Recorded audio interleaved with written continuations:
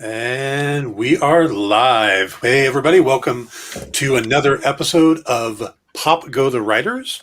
We are going to be talking tonight about the latest episodes of WandaVision, along with, we'll do a quick news roundup just to hit some of the highlights, see if anybody has any thoughts on them. And we're going to try to move a little faster tonight. I've been told that the 17-hour marathons we've been doing are a little long. So, but we seem to have lost Lance. He's back. Okay, I don't see him, but... Okay, Lance, I'm going to probably need you to step out and step back in because I'm not going to be able to hear or see you. It's a weird glitch I get when somebody comes in and out like that. Okay. So... Damn it, Lance. Okay. So while we're waiting for Lance to come back, let's do the introductions of everybody else. Let's start with the lovely Rosalinda Diaz. Hi, everyone. What am I supposed to say now? Hi, Who you is, what you do. Oh, okay. We're doing it now, not at the end. Okay. Hi. I am a writer of women's fiction. I have 3 series out, Bee Stings, School Bells, and Billionaire Club. All available on Amazon. All right. Very cool. And then we will go to Mr. Taylor. I'm Dan Taylor, former comic book editor with IDW and writer of all sorts, from comics to ad copy to creating worlds for toy lines, etc., and role-playing games. Which toy lines? It was a toy line in Singapore called Marauders. Oh, I remember those. Yeah, giant robots. Yeah. All right, let's see if we can get Mr. Kurutz. Yeah, Mr. Lance there. Why don't you introduce yourself? Tell people who you is and what you do. All I heard earlier was Taylor saying, "Damn it, Lance." Hey, I'm Lance Karutz. I have written many things in my day, including the greatest cartoon you've never seen called Masterminds. I've worked with some of the greats in the industry. For my day job, I've been in video games for the past 10 plus years, and it's great to be here. I'm a huge Marvel fan. I'm officially registered as Marvel Zombie number 10 from a convention way back, longer ago than I care to admit. And it's going to be fun talking about these shows. All right. And myself, my claim to fame is I played a dead body on Dexter. We'll just go with that one tonight. All right. We're going to kick this off with just a quick news roundup. There was a couple stories I thought would be interesting to throw about real quick. The first of which, and this one just hit me today because I think it's an amazing film idea.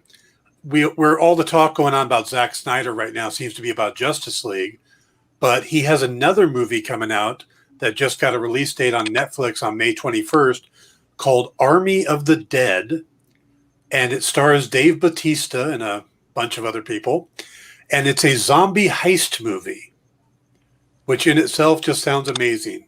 The idea that Las Vegas is quarantined and a group of mercenaries are infiltrating the quarantine zone to pull off a casino heist.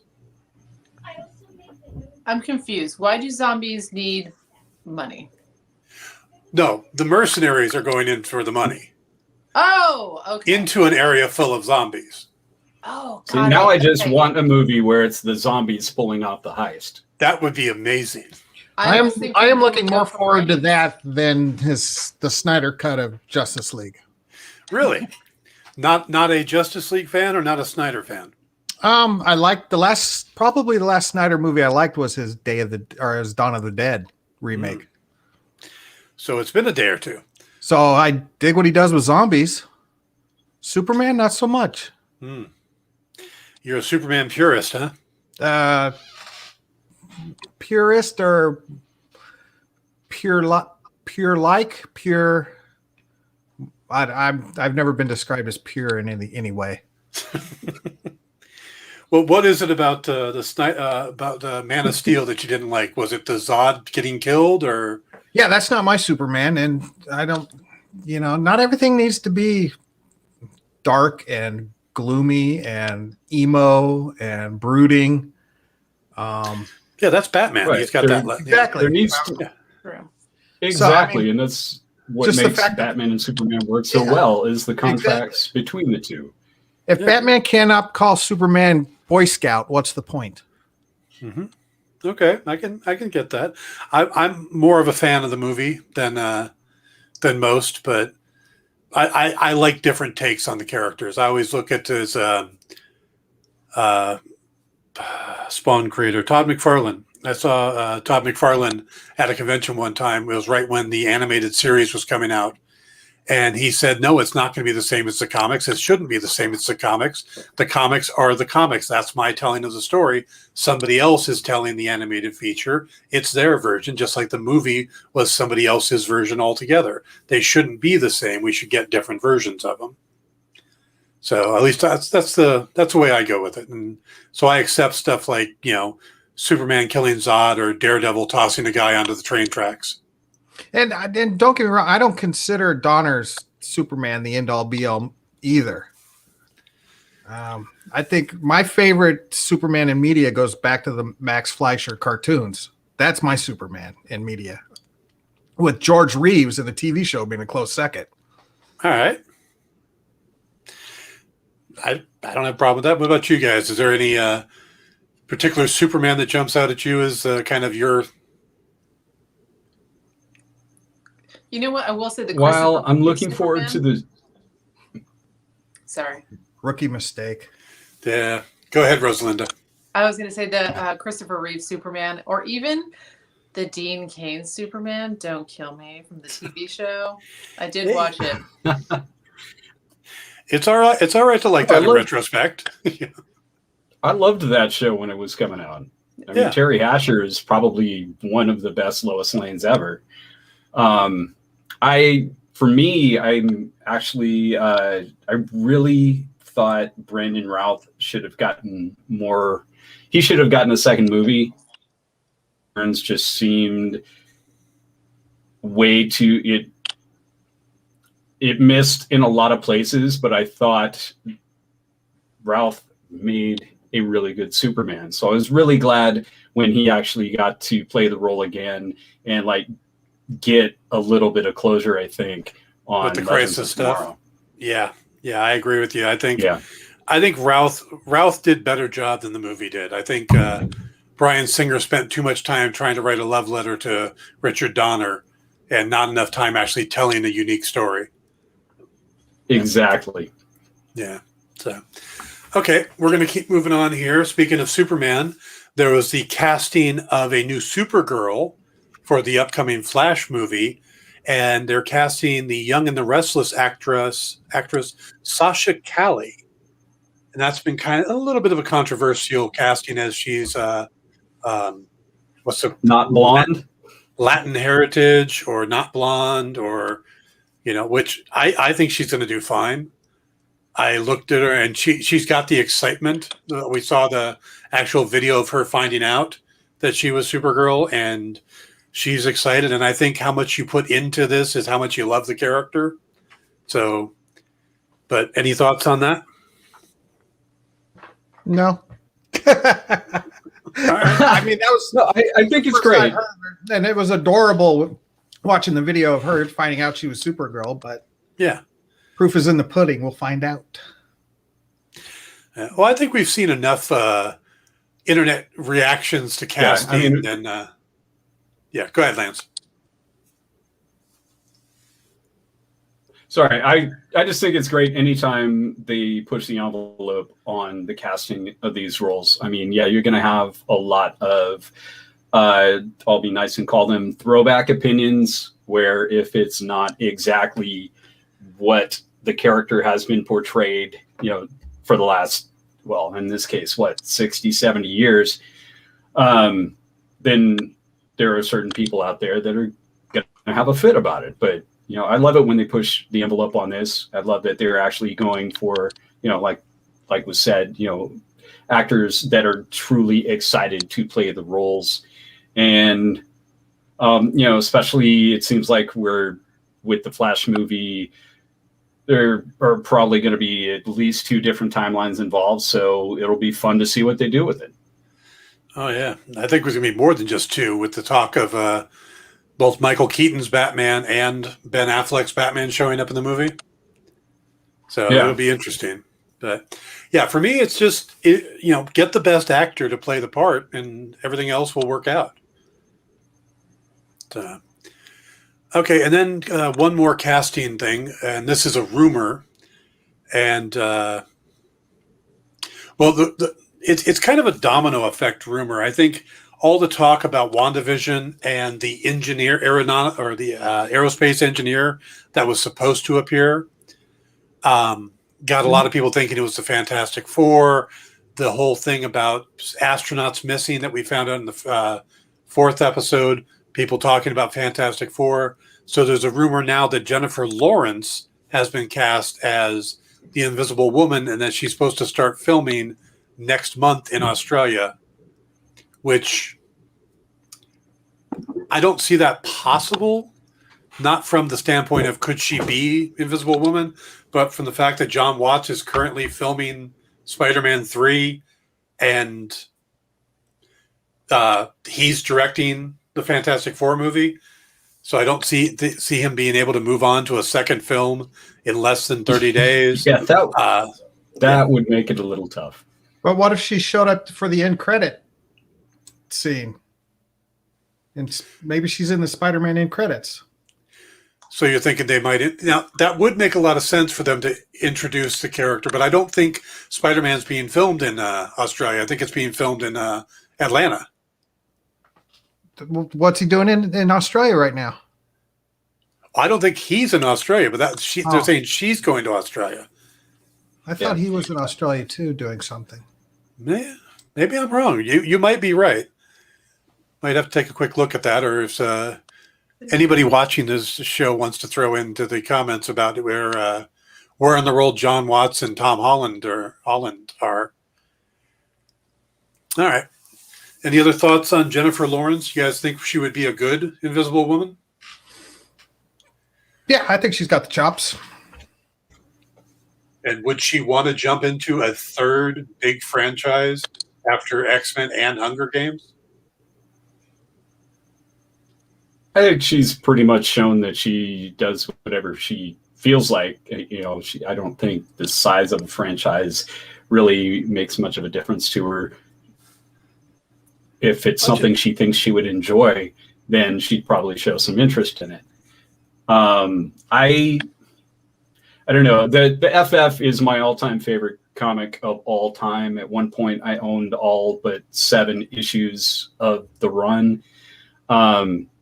So I get a little territorial, much more than I have any right to be certain. But I think, this is one of those cases where people just like stirring the pot.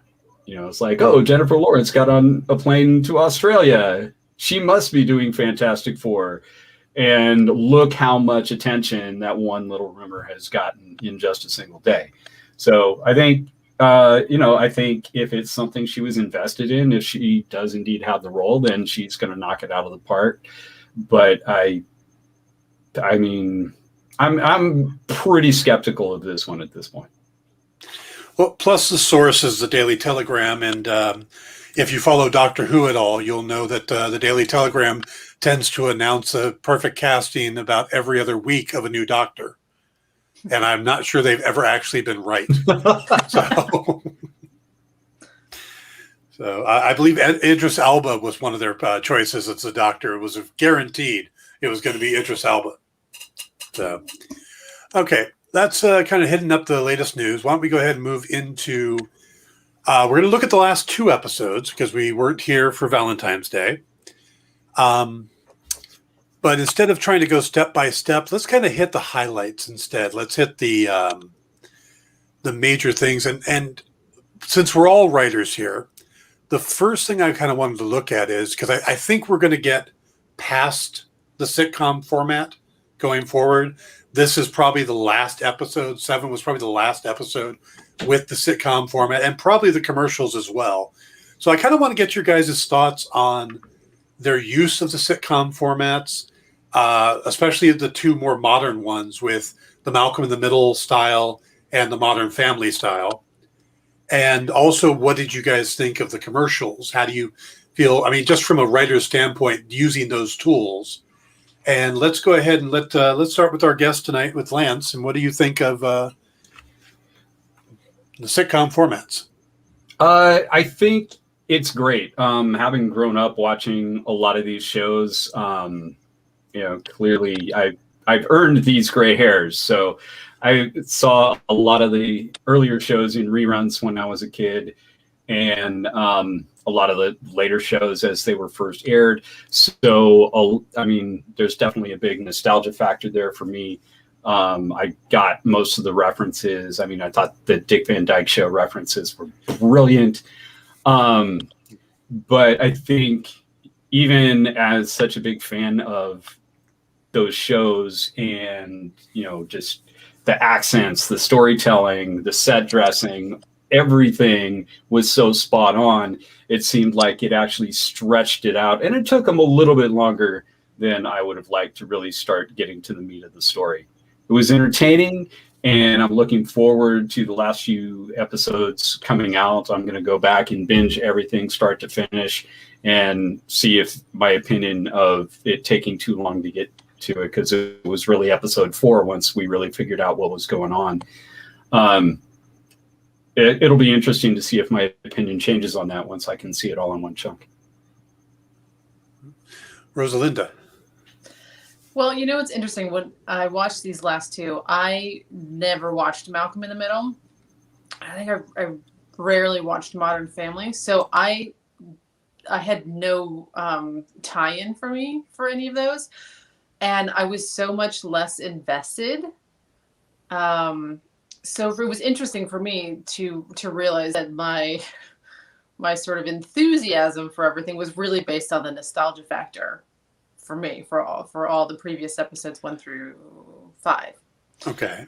I love the use of the sitcom. I think the use of the sitcom as a format, and not just as a format, but piggybacking off of all the other decades and their highly stylized looks, because you can, like sometimes we had a hard time figuring out which was which because all the sitcoms kind of had that same mold for that time period.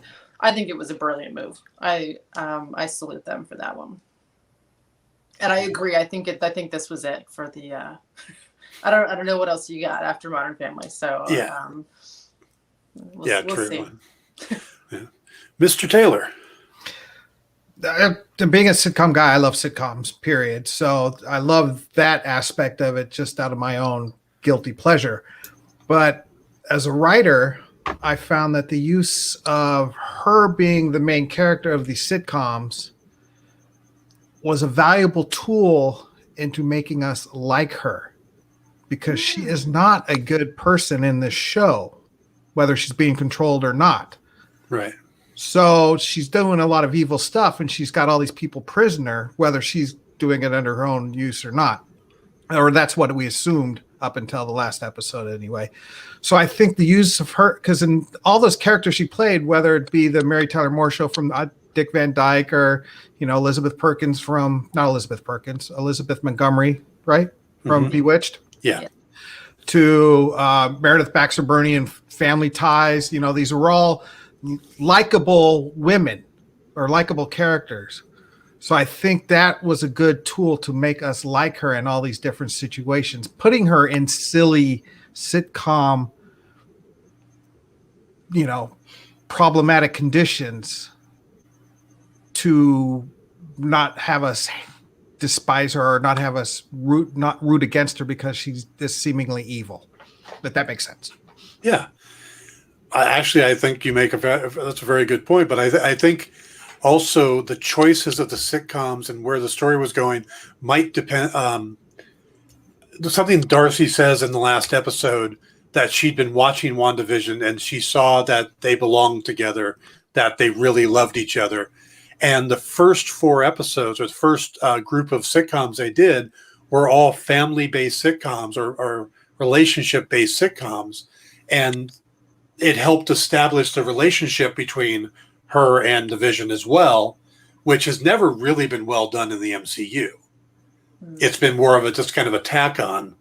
Well, and then when we get to the more modern ones where the relationship is as important, the Malcolm in the Middle is much more about the kids, and Modern Family is more about being dysfunctional. Vision actually leaves. So that aspect of the relationship is then moved out. Because I think at that point, I think the last 2 episodes, we're not supposed to like her as much. That way they can kind of flip it back and forth. You know, when Monica comes out of the bubble and says it's all Wanda, we start getting a different direction with Wanda. And I think the sitcoms kind of mirrored that because, you know, you talked about Elizabeth Montgomery and stuff like that, but you didn't talk about the parents in Malcolm in the Middle, or because those characters aren't supposed to be likable. They're actually more Al Bundy type. They're more, you know, the type that you don't like, but they're funny. And it's actually more of an ensemble cast in those shows. And so the more people are getting aware of what's going on or involved, it's becoming more ensemble-esque than just her and Vision. Mm-hmm. Now, do you guys think the commercials have been helping out? Pause. I want to piggyback on something. Are we calling you DL this week? Or can I call you Dan? Dan's fine. Okay, Dan. I've been called worse. Lance is here, and he knows me for over 25 years, so he's probably going to call me a lot worse. Yeah. I want to piggyback on what Dan said, that as someone who really knew nothing about Wanda until I started watching this show, and then I watched half of that movie and then fell asleep, but don't kill me. And still really don't know a whole bunch about her. So this is my only real experience with Wanda. I definitely have sympathy for her. Like, I'm definitely on Wanda's side. I have been on Wanda's side the whole time. And when they start talking about her grief and this is the reason she's doing this, I was like, oh, leave her the F alone. Like, let her, you know, mind mess with all these people. It's all right. She's having some problems, you know? So like I think just validating what you said, that yes, that's exactly how it played for me as being someone who doesn't know anything about this character. Yeah, and I think they kind of have to do that, being that her background has so much mental trauma and mental illness in it, or, you know, the mental illness, but, you know, the reaction to all the stuff she's been through. You can't really villainize somebody like that in modern day storytelling, you know, so you can take her that direction, but then you need to have the Agatha flip, you know, you need to make her not the bad guy. You can hint at it, but I don't think we can do that nowadays in storytelling. Interesting. Yeah. Okay. So the commercials, I thought the last 2, the Yo Magic one, took me about a week to finally get an idea of what the hell it's supposed to mean. And I don't know if I think it's a symbol that someone in the town is feeding on her magic. Because the thing was called Yo Magic. It's like, I was hungry too. And then I got Yo Magic. Okay.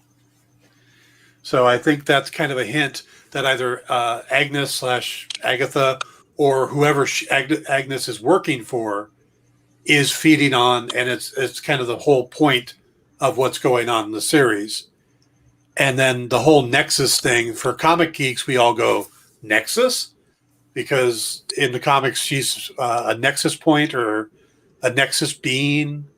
That means that in all the different multiverses, she's the constant. She's the same in all the different realities. So I think they're setting something up with that.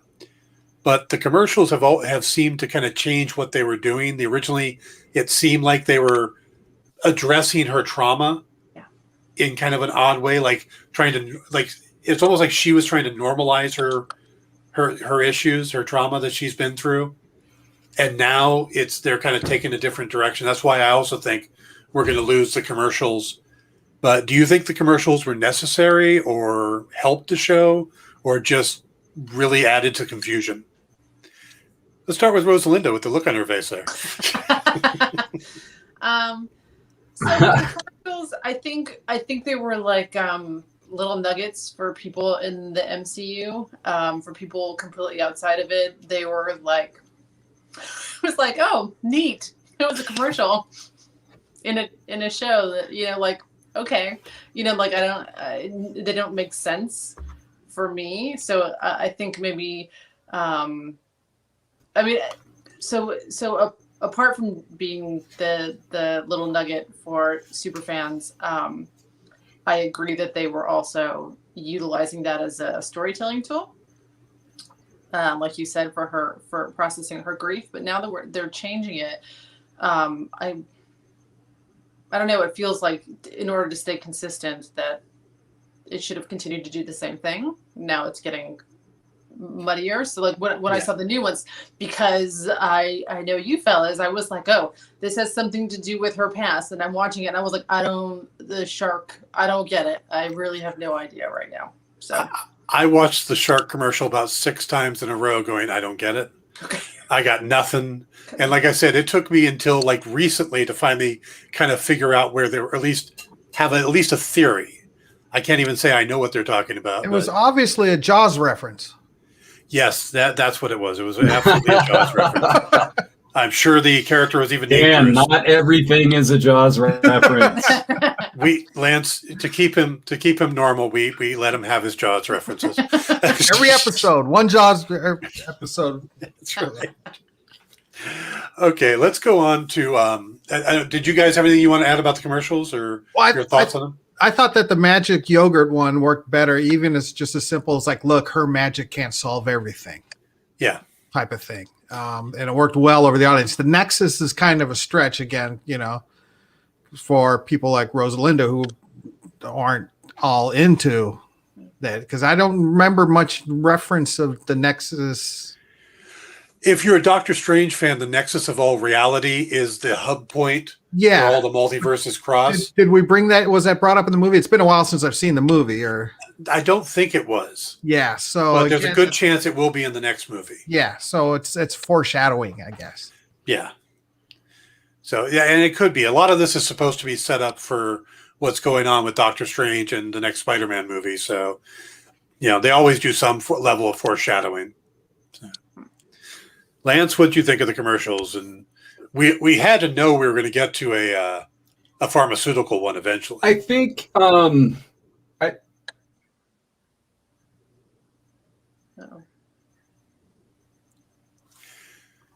Lance, you're behind the times again.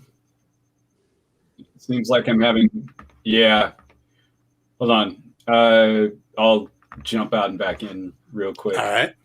I have a thought about after I fire my network administrator. Great.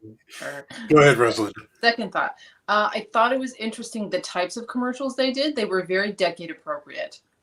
Yeah. So we got a pharmaceutical commercial, which in the 90s, 2000s, right? I don't remember exactly when, but there was that the allowance of pharmaceutical, drug-related commercials. It wasn't a thing before that, right? There was a time before we saw the commercials that listed things that you could go tell your doctor that you wanted to get put on, right? So I thought that was interesting that really they kept it appropriate to the sitcom that they were in. But they forgot to mention a warning about an erection lasting longer than 4 hours. They did. Yeah. And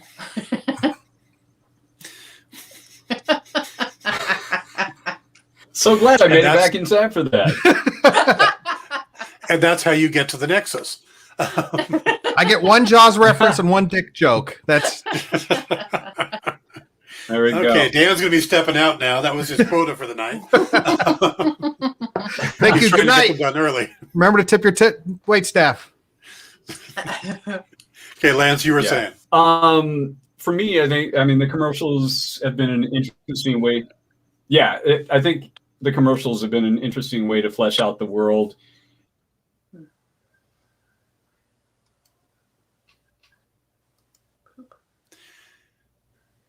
Just leave him like that.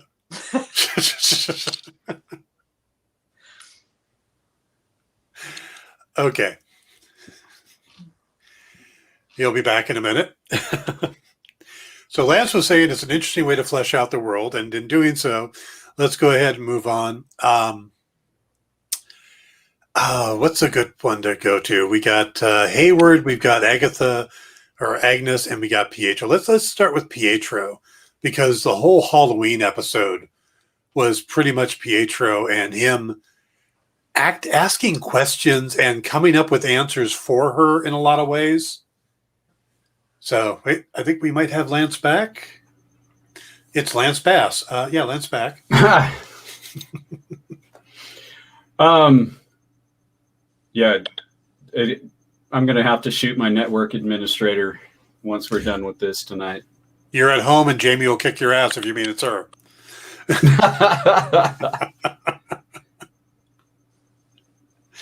So, okay, we're moving on to talk about Pietro and the whole, it just seemed odd to me that he was asking so many questions. And even though he looked like the guy from the X-Men movies, he told the story like he was from the MCU. And it just struck me as it never felt like it was actually Quicksilver. It felt like it was her brother, that it was more her trying to accept it or wanting to believe it. But then, of course, we saw Agnes playing around in the background. But what did you guys think of Pietro and just overall between the two episodes? What were your thoughts on Pietro? Let's start with Lance, see if we can get him in before he freezes again. Yeah. I think first of all, I want to say that it was great that they threw in a little nod to Aaron Taylor Johnson by they doubled up on saying kick ass during the episode. I thought that was a great little Easter egg for fans of the genre as a whole. I think it's been interesting to see the way the character has progressed because, he showed up and it's like, hey, oh, yeah, you're my brother. Okay, welcome aboard. And the further we've gone, the more he's come to seem like almost like he represents Wanda's grasp on reality. And he's slowly upped the ante on what he's actually said to her, like flat out saying, you can't kill your dead husband again. And, it seems like he's slowly trying to get her to face the fact that what she's doing, if not outright wrong, is highly unusual. And she might want to consider joining the real world again sometime soon. All right. Dan?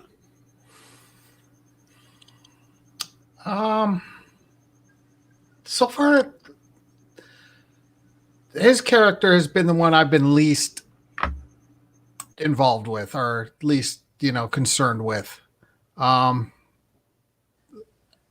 Maybe it's just the fact I couldn't get over the gimmicky aspect of, the Pietro from the 20th Century Fox. Yeah. And the editor in me still sees it as a gimmicky crossover, perhaps. And especially at the very end of, when we get to it, where he pops up again, I don't know that we haven't had a in or after credits scene forever. And right. I'm trying to figure out how much this end credit scene really has teeth, or is it just they've been complaining that there hasn't been one. Let's slap one on. So I don't think of it as gimmicky at all. I mean, we know that Wanda is going to be featured heavily in Doctor Strange and the Multiverse of Madness.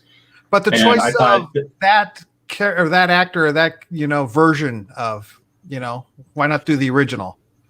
Yeah. Or any actor at that point. It could have been, why that specific actor unless it ties into the Fox franchise? Right. Exactly. Other than if it's just to give, Yeah, I mean, is Kevin Feige trolling us? Is that just what he's doing? Oh yeah, I think WandaVision's been a whole trolling the entire time. Who's this aero engineer friend that was supposed to show up?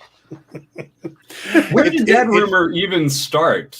Like, well, where did there was in episode 5? She mentions that there was an aerospace engineer she knew that could build this vehicle for her, and people were trying to figure out, well, that's very specific.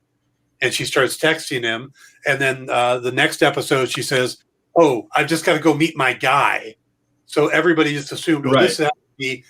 People want the Fantastic Four to be in this, so they're immediately going, "Oh, that's got to be Reed Richards, or that's got to be Hank McCoy from the X-Men."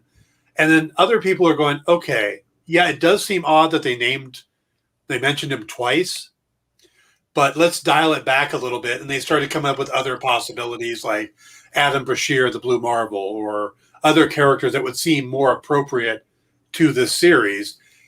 And the fact is that we get just this Captain. Who the hell is Major Goodner? Major Goodner, thank you. Who the hell? Yeah. What the hell? I like the theory that she's the Skrull kid that Monica was talking to in Captain Marvel. Yep. There's one of the theories is that whole group are Skrulls that will not report back to Hayward because they don't trust him. I hope so. Why, I will take that. And that's why they were loyal to her and to her mom. So that's one of the things. There's also the fact that maybe we haven't met the engineer yet, that these were just the people delivering what the engineer built. And now, since Jimmy's still on the outside, you need someone to work with Jimmy. Jimmy can't be alone out there. He has to have a foil. So maybe the engineer will show up next week to help from the outside. What? Series. And turn the super fantastic spacey Astrovan that I can't believe they tried to get it into the Hex that way, and then it turned it into basically a pickup truck. Yeah. I'm sorry. I thought that was lame. I was like, everyone knows what that's going to turn it into. It doesn't matter that it's super fancy. Well, in the 2000s, it could have turned it into a Humvee.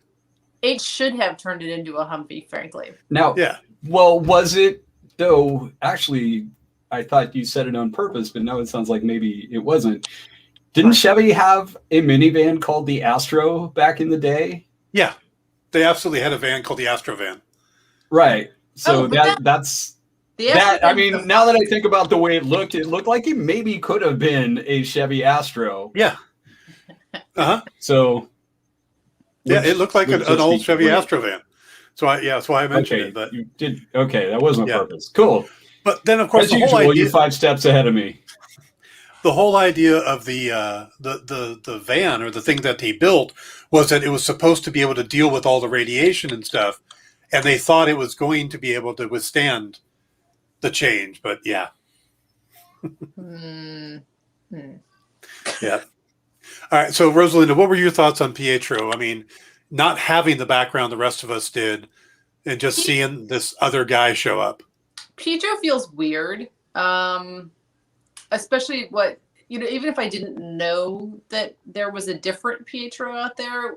Darcy says she recast her brother is the clue. That seems important, right? It seems like if they just wanted to pull a Darren from Bewitched and just switch actors, I don't think they would have shed any light on it.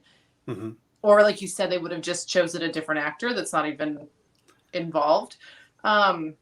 So he just seems fishy to me. I don't know that she did bring him there. I'm thinking, is her name Agnes or Agatha? Or is it both? Yes, it's both. Yes.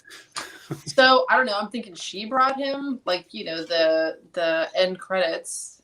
He was, outside her house, and we'll see what happens with him and Monica. If he's maybe like on patrol or something. But he just seems very strange, and the way he deflects also. So if someone is trolling you for questions, and you could see her be like, let me ask him some questions, and then he turned it around and I feel like anytime in anything in fiction, someone turns around and says, "You're trying to find out if I'm the real thing, and that's why you're doing this." That deflection is always because they are not who they say they are. Yeah. You know? Yeah. Or the whole, where's your accent? Where's yours? Where's yours? Yeah, exactly. Where's your accent? And also, would her brother really? I mean, I don't know if maybe they didn't have a great, sibling relationship, but would her brother really say like, you can't bring back your dead husband twice, or or kill him twice, or whatever he said? Like that seemed unnecessarily mean. I don't think the MCU version would have, but I think the Fox version definitely would have. Okay. Yeah. So. But I'm wondering how much where we're at with Pietro, because up until I thought he was kind of a creation, and then once he wasn't needed anymore, he was gone. Mm-hmm. But then when he showed up in the mid-credit scene, I started thinking, okay, maybe he has something to do with Agatha specifically. Could that be Agatha's son? Because in the comics, she does have a son who's a spellcaster, Nicholas Scratch, and then of course you got Senor Scratchy the rabbit. And there's also a couple times that they look at him. He almost looks like the character Nightmare from the DC comic, which is one of the rumored big bads. So I'm wondering if we're going to have more with Pietro, if Evan Peters is there more than just to play, stunt casting. And to make him even more unlikable, they put him in that douchey hat at the end. Yes. Oh my God, that hat. Yeah, that was the other thing. That kind of made me think he was a bad guy as soon as I saw that hat. Wait, Dan, don't you own one of those hats? Snooper's going to snoop. All right, since we started talking about it, let's go ahead and move on to our favorite Agnes, or Agatha Harkness. Probably the least kept secret in the entire series. That, no matter how hard they tried to tell us, no, that's not Agatha. Yes, it is. So what did you think of the actual reveal? Let's go with Rosalinda on this one. Okay, so would have been totally surprised had I not been talking to you guys. So, sorry. Yeah. Thanks a lot, guys. Spoiler alert. Ruined it for me. Yeah. I do put spoiler alerts up when we start. That link does go up.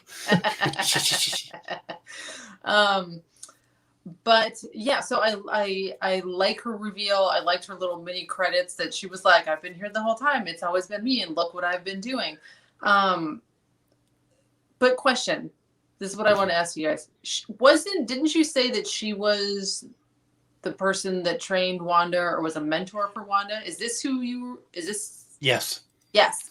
Why is she kidnapping Wanda? Now She's been a very gray character in the comics. Okay.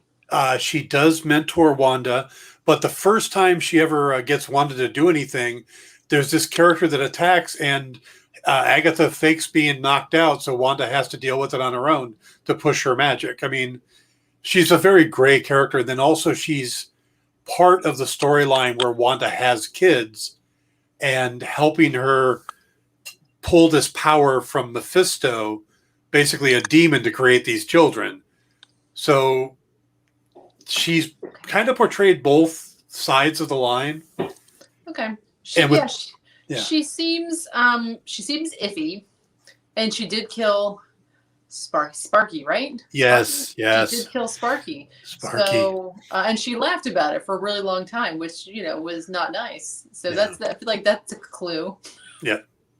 It was a great witch laugh, though. It was a great witch laugh. Oh yeah, Catherine Hahn's nailing it. It's just great. I just think it made me wonder if maybe it's not Wanda's universe, because remember people keep asking Wanda like how she's doing this, and she keeps saying I don't know. Yeah. So maybe it is actually Agatha. I'm mixed on that, because it looks like it's somebody else. It does seem like it's somebody else's universe that Wanda got pulled into, but the way they filmed her little montage, she comes floating in her whatever normally she wears, and then transforms into appropriate attire. It seems like she came in after the fact. So I don't necessarily think this is Agatha's hex either. It may be whoever the big bad is, if there is somebody above Agatha. But yeah, I don't think it's Wanda's or Agatha's at this point. Mhm. I think Wanda has taken it and expanded it and is fed into it, but I don't think it's something that Wanda necessarily created. It may have been created with Wanda's magic, but not by Wanda.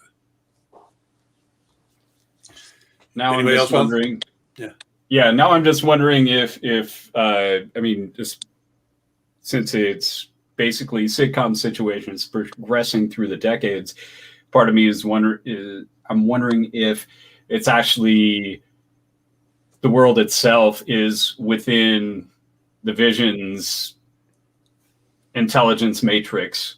I almost called it a positronic matrix, but that's a completely different franchise. Yes, it is. And Wanda using her powers to interact with him somehow got sucked into it, and maybe that could explain her coming down and then her outfit shifting. But I'm sure we'll find out in another few weeks. Oh, well, I would hope so. Yeah.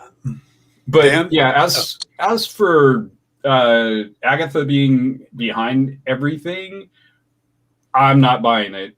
I know people have been screaming Mephisto at everything for weeks. They show a random character in the background, somebody's pointing and screaming Mephisto. He may be the Lord of Lies, but I don't know if he for sure is the one behind it. One thing, I could be completely off base with this, but one thing that I haven't seen people talking about is Oh, cliffhanger. No.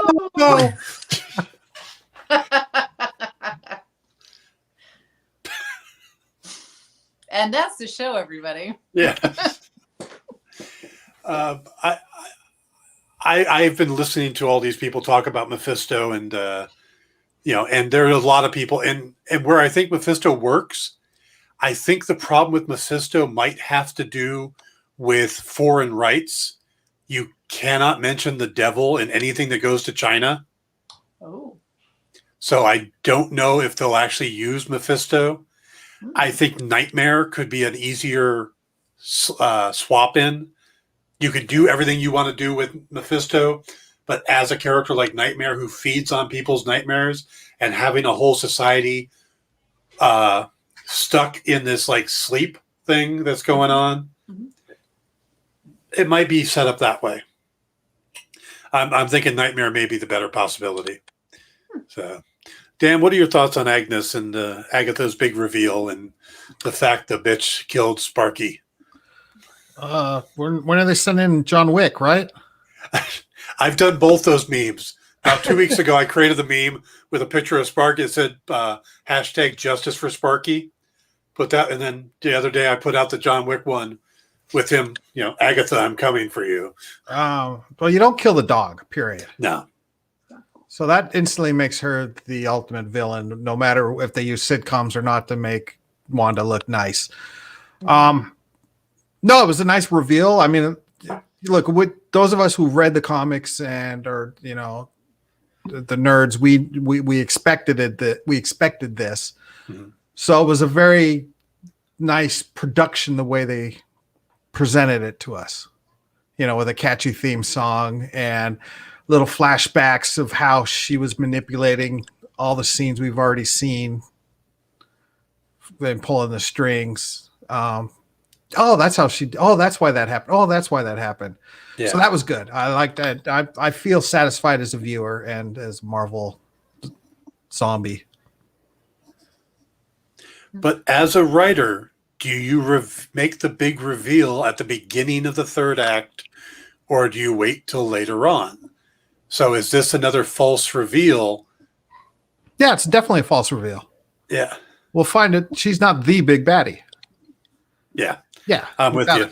Without a doubt. There's definitely other, forces at work here, or, another puppeteer, so to speak.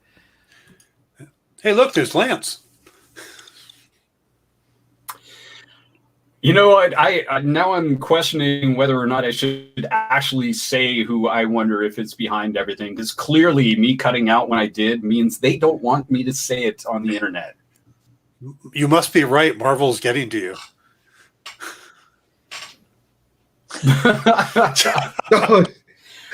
um, Please. all right, so I apologies again. So, what if it's Kang? We're going into the multiverse. Kang is supposedly the next big villain. They had said early on that this show was going to be the beginning of the next phase. And if Kang's the big villain at the end of this phase, what if Kang is manipulating things? I mean, admittedly, with the lore we know, Mephisto does make a little bit more sense. Kang has been cast. I mean, Marvel has clearly been playing the long game with their films. Yeah. So Kang has been cast, and he's set to appear in Ant-Man and the Wasp: Quantumania. The problem with that, I think, is that maybe we get a hint at him. If he is the big bad, we'll get a hint of him. But this doesn't feel like Kang to me. This, magic's never been Kang's thing. So, I don't know, Dan. You have much on Kang? You think maybe it's Kang? And I hadn't thought of it until Lance brought it up. I mean, they got a great actor to play him. Yeah, I'm looking it up right now. They got Jonathan Majors. Yeah, from Lovecraft Country. But yeah, I think Ant-Man and the Wasp, they don't even have a release date for that yet, do they? No, well, Quantumania. Yeah, it's vaporware at this point. They have an idea, but it's But they did introduce Thanos kind of early. They did, but they introduced Thanos as it wasn't part of the plan. Originally, Whedon said he just wanted that tag, put it on there, and then Kevin Feige went, "Wait, I can do something with that." Yeah. So, well, I mean, but who knows? I mean, like I said, I think they're just trolling us anyway. So that is possible. I think they do like to troll us. But then the fact that every time there's a question being asked online, it's like, why all the hexes? Why all the hexagons? And somebody in the show says, why all the hexagons? So, and the fact that this was made so long ago and we're just now seeing it means they expected us to ask these specific questions. Okay, here's something. Did anybody else recognize, or not recognize, but notice the color of the car that was parked in front of Agatha's house in the driveway? I know it had Connecticut license plates, which is weird because the whole show takes place in New Jersey. It was red and gold. Iron Man? Yes. Exactly what I thought when I saw it. Find it again, watch it again, and notice how much it looks like an Iron Man paint job on that vehicle. I will go back and look because I've been watching these shows so many times now. Usually what I do is I watch it at midnight, and then depending on how weird it is, I'll watch it again the next morning, or I'll watch it again immediately. And then my friend Lisa comes over, and then we watch it. And then I ended up watching it again before the broadcast, just so I have it fresh in my head. So I'm watching these things like 4 or 5 times each anyway. But seriously, I think it's some sort of Stark, technology has found its way in there now. Somehow. Well, Vision is partly Stark technology. Yeah, exactly. So I think, look at this vehicle. They can't have just had that color for a reason. All right. I will definitely take a look at that. I did notice that the house that Agnes lives in is almost a carbon copy of the Bewitched house. Yeah, somebody else pointed that out, but I'm looking at it and I took it up and like, yeah, that's almost identical. Just like the Brady Bunch house for, or not the Brady Bunch house. Wanda's house looks like one of them too. But yeah, they're kind of keeping those tropes going. Yeah. Okay. Hey, we're moving pretty good tonight. I'm trying. Okay, let's go ahead and talk about, we'll come back around to theories at the end, but let's talk about Monica because we pretty much got our new superhero there. Yep. So I had heard a lot of people say, "Hey, they're not going to do that till Captain Marvel 2. We'll get hinted at it, but we won't see it." But I thought it started being pretty obvious when they had the test results that they couldn't be seen.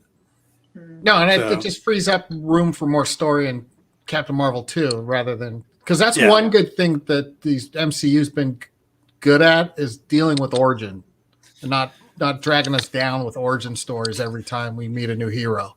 Yeah. I think that's the best thing they did with Spider-Man. It's like we've seen Spider-Man's origin enough. We don't need it again. Let's just move on. And so I think only Batman has had his origin told more times than Spider-Man at this point. So, what did you guys think of Monica and the way she's becoming a hero? Lance, you with us? Yeah, I just trying to gather my thoughts. I think just character-wise, she's been very consistent. We were shown early on that she is a strong person who is forceful when she needs to be, and she's just continuing that. I don't think she really necessarily realizes fully what's happening to her right now. I mean, those of us who have been reading the comics for a while are, screaming photon at this point. But I'm really interested to see how they continue to develop that in terms of, what's she going to do? Is she going to, clearly her vision she's seeing outside of the normal human electromagnetic spectrum, our little tiny chunk that we can perceive. But I can hardly wait to see her let loose with a laser blast or something. To be honest, I think I love the way that they've dealt with her character, the way that she has, she got snapped and came back, and I'd like to see them show her dealing a little bit more with that, but it has been a little while that she's been back already. And again, they're good at not bogging us down with origin and backstory. Well, at this point, she's been back a month. Is that all it's been? Yeah, because it was 3 weeks before she showed up at the sword office, and they've been there for, Darcy says they've been watching WandaVision for a week. Right. Yeah. I mean, the show's been going on for more than a month. I think I'm extrapolating our timeline on the 616. Although it's not the 616. But it's, like I said, I think it's going to be interesting to see just how they do it, because they are really, really good at big moments, and somebody who we've known as a normal human suddenly having abilities is going to be a really big moment. So I'm excited to see what they have in store for us. So is her motivation because she's heroic, or is her motivation to try to save Wanda because she couldn't save her mom? Probably a little bit of both. I think if any desire she has to save Wanda because she couldn't save her mom is completely subconscious at this point. She might end up realizing it. I think had she been able to continue that conversation with Wanda before Agatha interrupted, I think she might have realized it there. But it's, I think from what little we know about her, I think she is a naturally heroic person. If she can help somebody, she's going to do it. And she clearly sees Wanda as somebody who needs help. Okay. Rosalinda, what do you think? I concur. I really don't have much to add. Yeah. Dan? No, we know she's a heroic character, but to put a stamp on the fact that she's now a superhero, they even had her do land in one of those 3 prone superhero poses. Yep. You know, And I like that they Deadpool's did it gonna- in stages. and right Like then when I'm like, oh, she's officially the superhero now. That and her eyes glowed. Well, 'Cause- that she could have been under control then. Yeah, You but no, blue. She went Yeah. blue. The purple was obvious, but blue, that's, her power. But bad guys don't land like that. No, definitely not. The superheroes. Yep, that's definitely the superhero landing. You could see Deadpool pop out and applaud. Yes. And I like that they did it in 2 stages, because when she first came through the wall, she kind of did it, but it like her arm was a little off to the side. And then, the second time it happened, it was like full on, bam, here we go. Yeah. So It- you're it saying she's Got the little stuck her bit of landing. tease. Pardon? I said you're saying she stuck her landing like Yes. gymnastics. Yes, absolutely. Okay. Well, let's talk about the Vision. First thing, for me, as much as I have loved Kat Denning working with Jimmy Woo, and Darcy working with Jimmy Woo, Darcy and Vision were just a highlight of this episode for me. The two of them, the way they talked, the banter, the whole. So she killed me. Well, you asked her to. Why would I do that? So for me, that was one of the highlights, the two of them, and just the realization, taking the lapel mic off and flying off. What did you guys think of that? And the whole, just how well they played the sitcom aspect to delay Vision. Anybody wants to jump in, go for it. Okay. So, question. Can the Vision fly normally? Yes, that is a normal power for him. Okay. So, Well, that throws everything out the window for you. scratch that theory. Never mind. I feel like I had 2 things to ask, and that was my second one. I love him and Darcy, and maybe because I've latched onto the character of Darcy because she's the only familiar character for me. But she's also funny and brilliant. So yeah, I agree. I like their banter together. It's gonna be interesting to see when she shows up, if she makes it to Wanda's house and Yeah. what happens over there. I did think that there was an interesting, when Vision, took away her Hex personality, hers was so very instantaneous, almost instantaneous, whereas the others were like, oh, she's talking to me and it's scary and whatever. She was kind of like, oh, that was weird. And here we go. So that was kind of disconnected for me, but maybe it's because she hadn't been in as long. That's what I would think, but yeah. But when she got into Hex, I was really excited. Cool. Lance?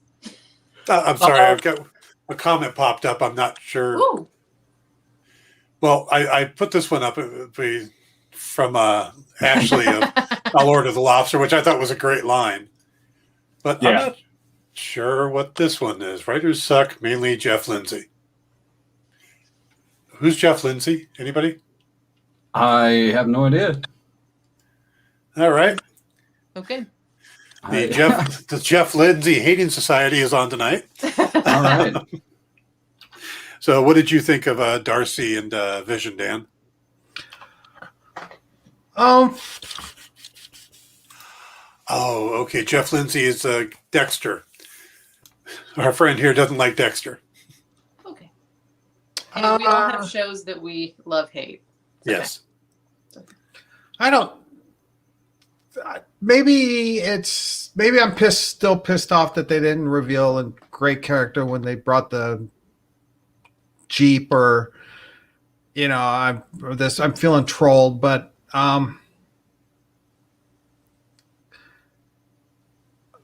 this episode didn't work for me as well as the previous episodes. Okay. And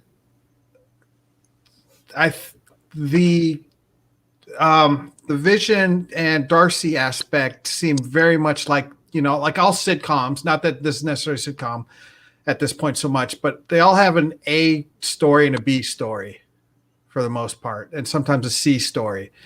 And a lot of times the B or C stories seem very tacked on and not as engaging. And this this the element of these two characters work together kind of felt like that for me.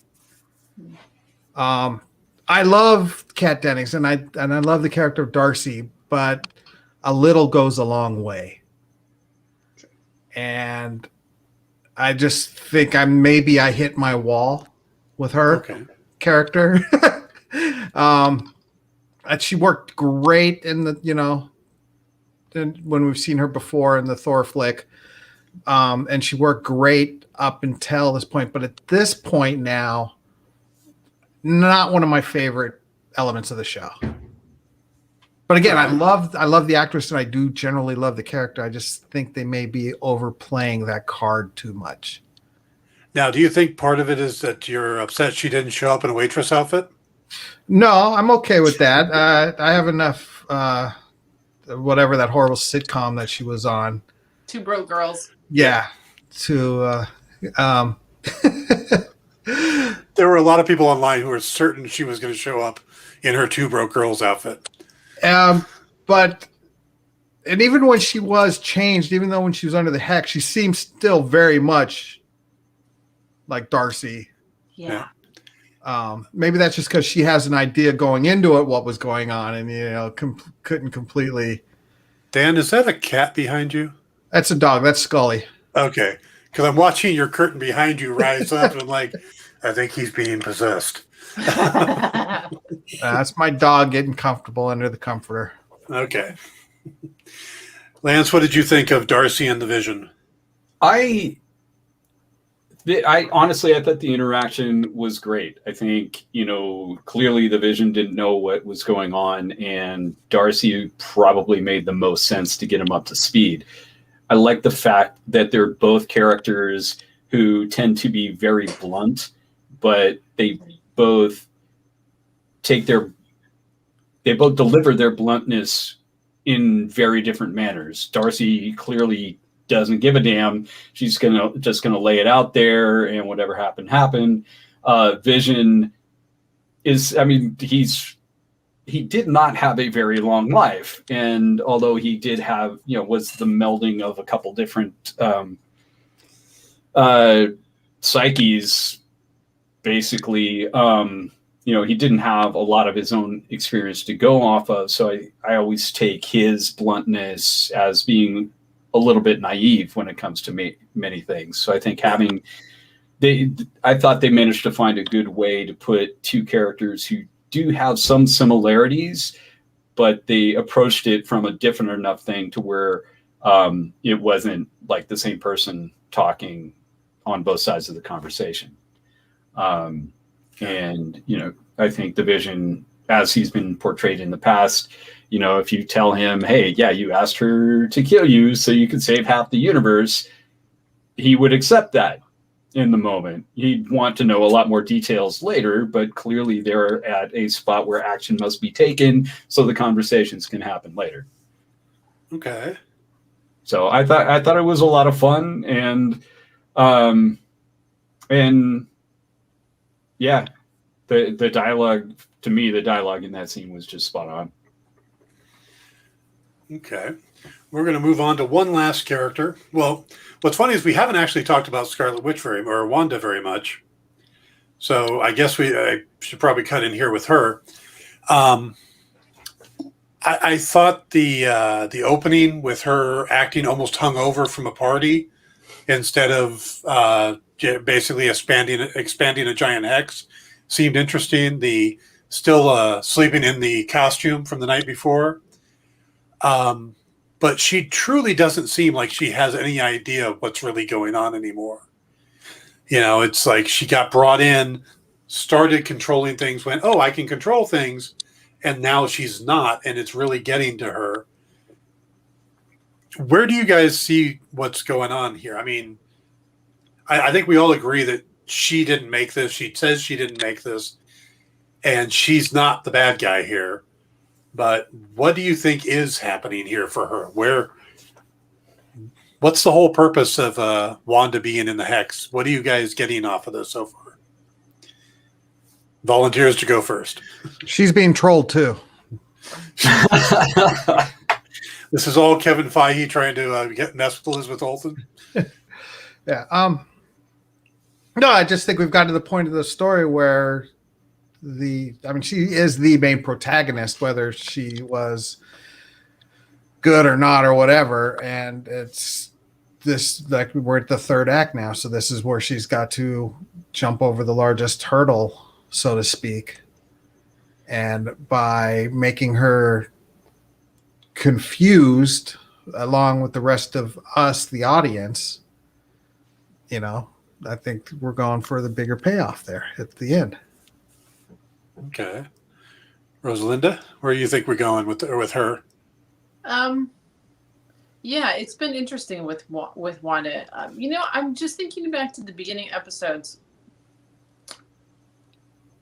Let's say the very first one. Remember when she was making dinner and they had to get all the things for dinner, and then dinner went crazy because why did it go crazy? Was it her powers that were doing it? Is that it? It just seemed to kind of go crazy on its own. Okay. Yeah. So my thought is, has she really been in control of anything? I mean, I know we're saying that she's been in control of something, but has she really been in control of anything? And then I think about Vision, and she or someone is not in control of Vision any longer, it seems like. Right. I don't know. So I'm questioning whether or not she was in control of the larger picture, like the things, and she couldn't control the stork and all those kinds of things. So can't control the kids, right? Can't control the kids, and then stuff can go awry, and then she can fix it. But was she in control of it to begin with? So I don't know. So those are the questions that are coming up for me about Wanda. Lance? I think, since she got introduced in Age of Ultron, for the most part, this is a character who has a history of being controlled. First when Hydra gave her and her brother their powers, and then Ultron took over, and now clearly somebody else. I mean, the whole thing for me is this. Right now, it seems like somebody, be it Agatha or someone else, is trying to use her abilities for their benefit. And it's, I don't think it's been Agatha all along. I know that the related comics are pointing at Mephisto. Like much of everything else, I'm very much looking forward to seeing how they explain all this. One of the things I noticed, and this is just the thought that's been going through my head, is if you go through the episodes again, and I realized that the previously on WandaVision segments are important because they changed some things. They've had line changes, stuff like that. But also, if you rewatch those and you listened to her say previously on WandaVision, the energy level that she says it has progressively been going down and down. Where the first episode was previously on WandaVision, to this last one was previously on WandaVision. And I wonder if this whole thing has been to make the kids, but also to basically suck her out her power. The more she uses her magic to make the dinner, to bring the kids, to control all the people, the more they get her to use her magic, the more they're feeding on the magic and bringing it in. So at least that's my latest theory, is that Wanda is basically being drained, and we see it in her personality as the show has progressed now too. Till we get to this quarantine-style staycation, as she called it. So one last character I wanted to hit on real quick is Hayward, and the revelation that he was trying to build a new version of Vision, or Ultron, or however you want to look at it.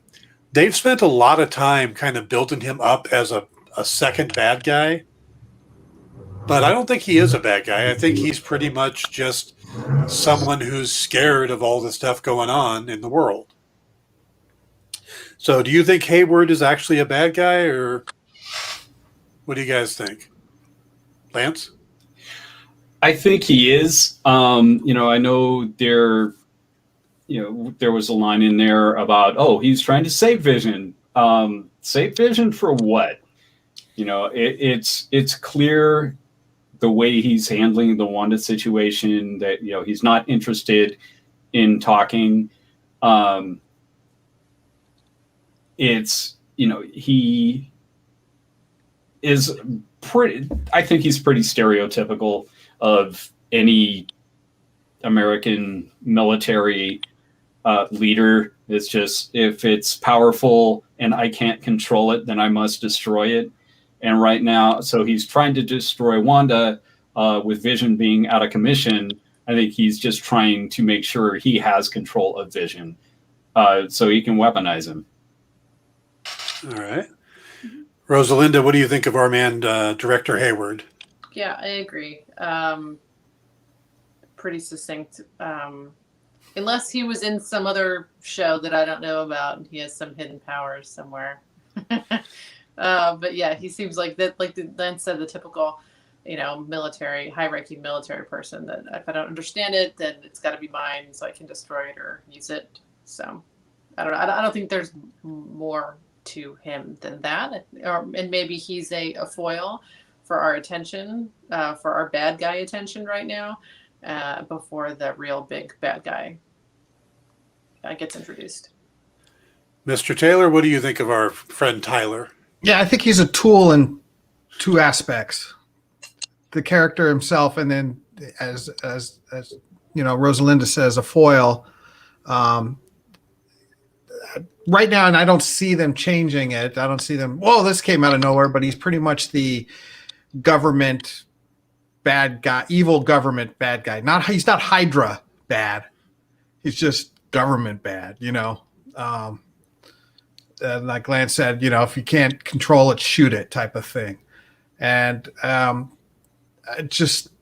think he's just the simple evilness or the simple antagonistic aspect that sort of a veil, perhaps working, or whether it's working or not, over the bigger evil or veil or bigger evil that's coming our way.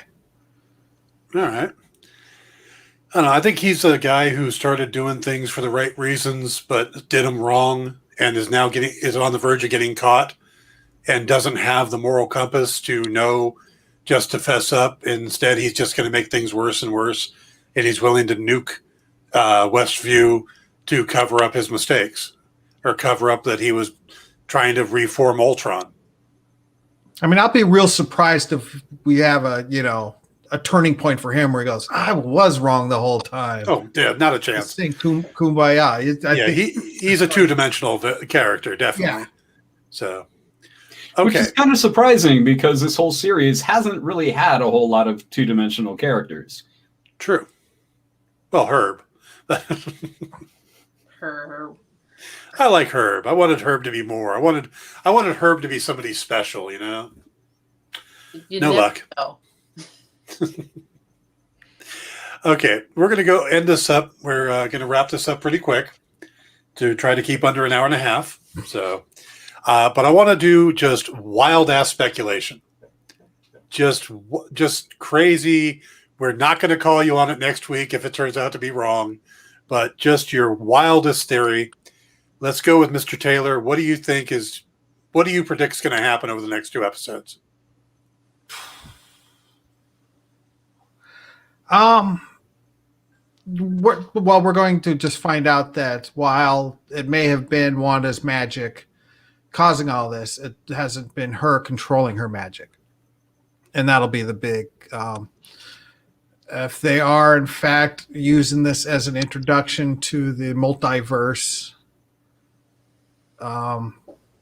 we are going to,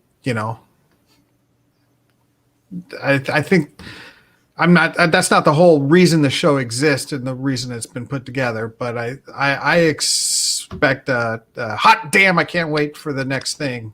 And it's not going to have nothing to do with, Falcon and Winter Soldier. Winter Soldier. I keep wanting to say Falcon and the Snowman. I'm the same all the time. I don't think we're leading up to that, and it's not leading up to Loki's show. I think it's definitely going to be a big reveal for the next movie. Okay, I think it might tie into Loki. I think Loki may tie in here at some point, but okay, Rosalinda, how about you? What's your wild ass theory? Wanda and Agatha join forces. How about that? Okay, I could see that. A much bigger bad, and they have to work together. Sure. Why not? Yeah, it's been done many times, so it's very possible. Yeah. Lance, you sticking with Kang as the big bad, or what's your wild ass theory? I'm absolutely sticking with Kang as the big bad. I think just in terms of what little we know about phase 5 we're on now. 4. Is it still 4? Yeah. I was flipping through how they have everything sorted on Disney Plus earlier, and it was throwing me off because they had 3 and 4 bunched together. So yeah, phase 4 with Kang being the big villain, I think I would not be at all surprised. Like I said earlier,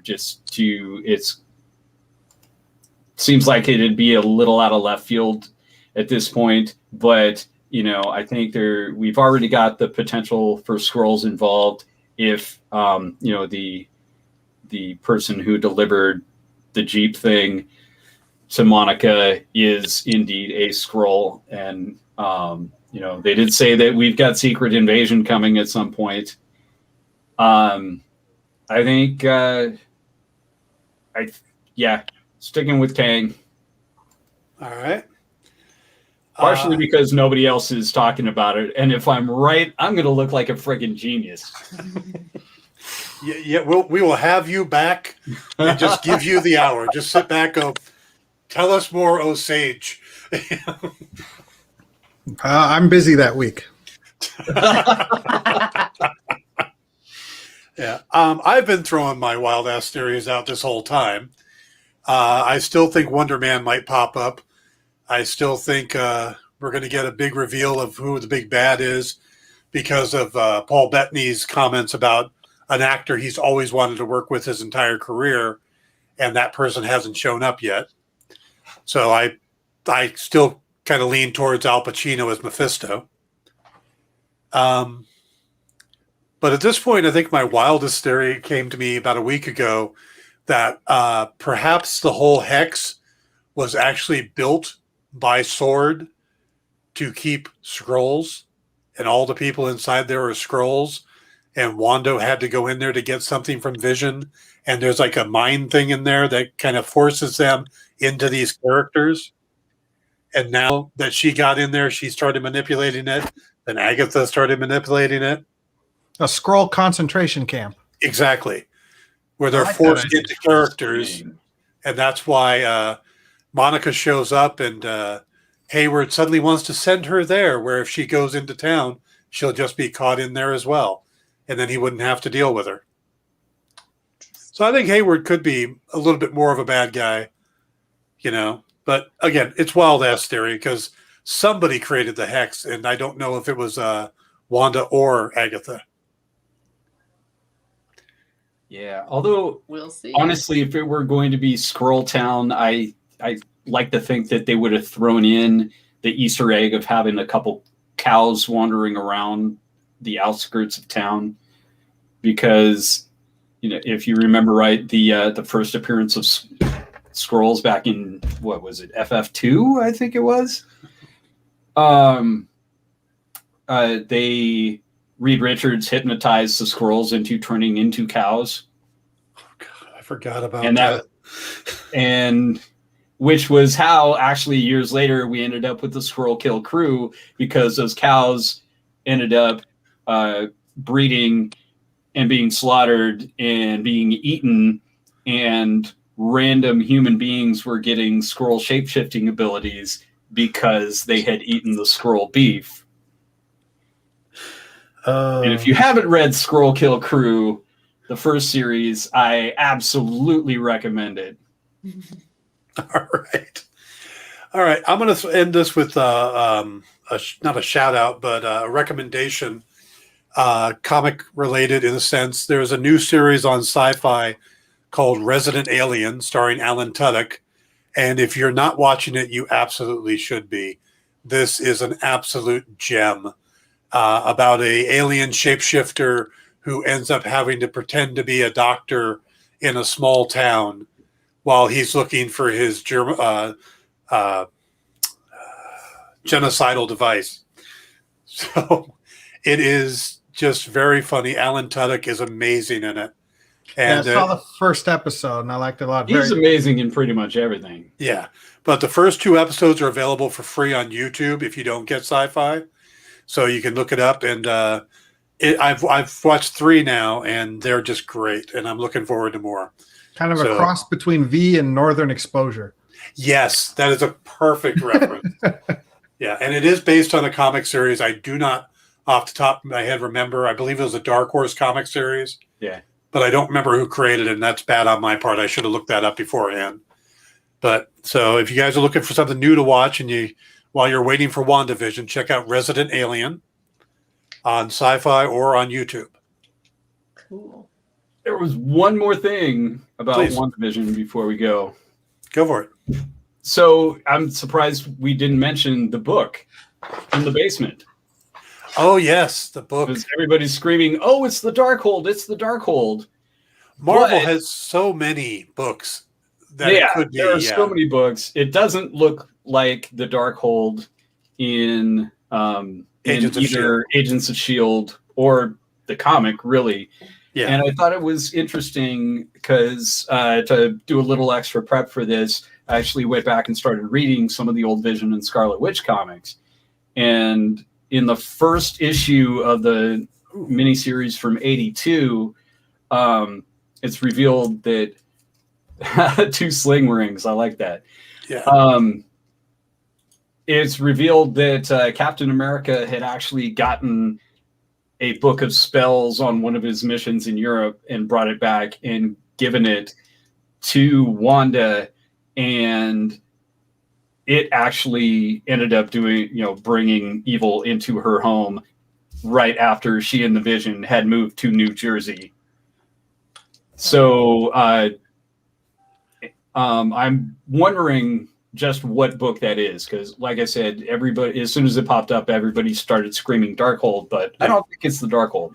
I'm glad you brought that up because my friend Mike Jones pointed out to me, he sent me a text like immediately, in the Doctor Strange movie, in the library where the book Calisius, whatever his name is, stole, a couple spots down, there's an empty spot for a book that's missing from the forbidden section. So there's another book missing from the forbidden section. Now, Nuzu points out that, Caecilius, thank you, Nuzu, that it looked like sling rings, and it would tie into if that was a book from there. Also, if you'll notice the things that hold the books are hexagon shaped. And we've been having hexagons through this entire series. So if you look back at Doctor Strange where they show that picture, it's missing from a hexagon opening. But that also would definitely not be the Darkhold if it is that book or the sling rings, because the Darkhold is a different type of magic than what Doctor Strange uses. Doctor Strange uses what they call Eldritch magic, where the Darkhold is more demon magic. So it's interesting. Yeah, I don't know if that's the Darkhold. That was my first thought. And it doesn't matter if it was on Agents of S.H.I.E.L.D. because the Agents of S.H.I.E.L.D. isn't technically canon anymore. Though we do seem to be getting references like the box of soap, the Hydra soap, which was Coulson at one point while they're inside the Matrix type thing, you're saying that Hydra uses soap to mind control people.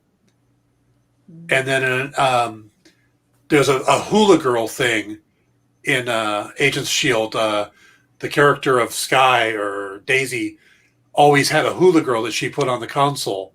That was, yeah. Yeah, and so we got that when Darcy got in the truck. The key was in the hula girl. Yeah.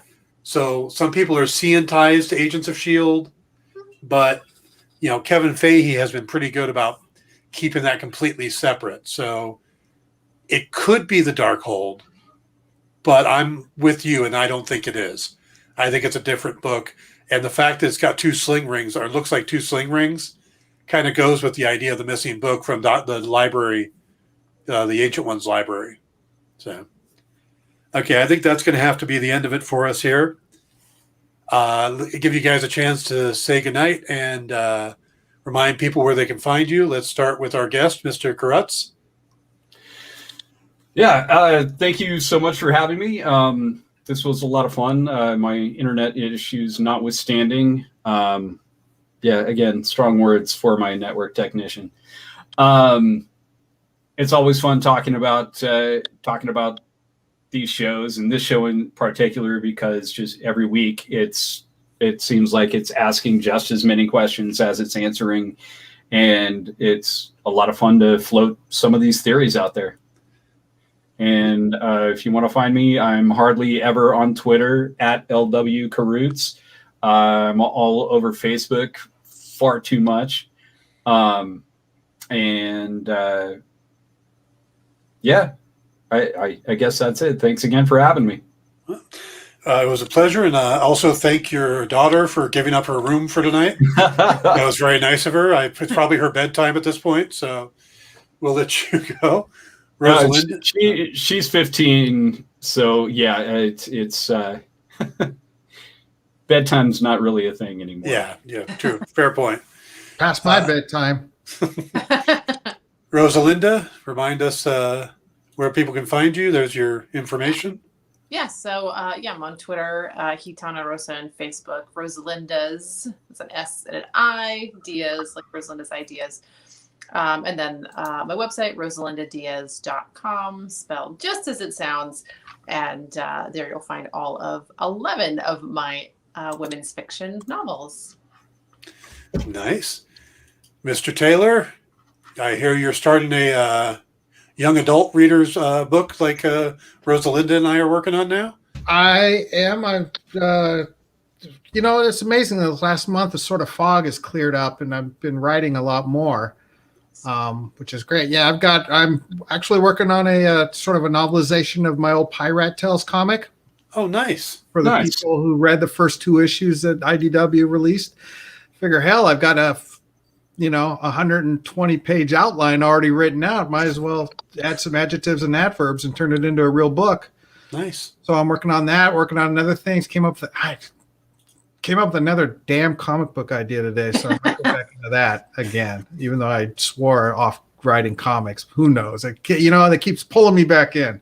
Yeah, I'm with you. Just the other day, I came up with an idea for a Western revenge novel series. Yep. Like, I've never written Westerns in my life, but this comic book idea is very Western and very revenge. All right. And this is me.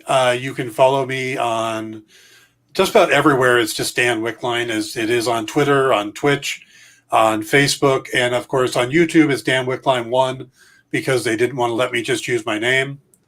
Not sure what's up with that, and you can, if you missed any of the previous episodes of this or any of the other crazy ass videos I post, you can find them on YouTube, on Twitch, and of course on Facebook. Thank you all for joining us tonight. Thank you, Dan, Rosalinda, and Lance. Have a great week, and hopefully we'll be back next week so we can talk about episode 8 as we build towards the finale, the penultimate episode. So everyone have a good night. Bye, guys. Bye, everybody.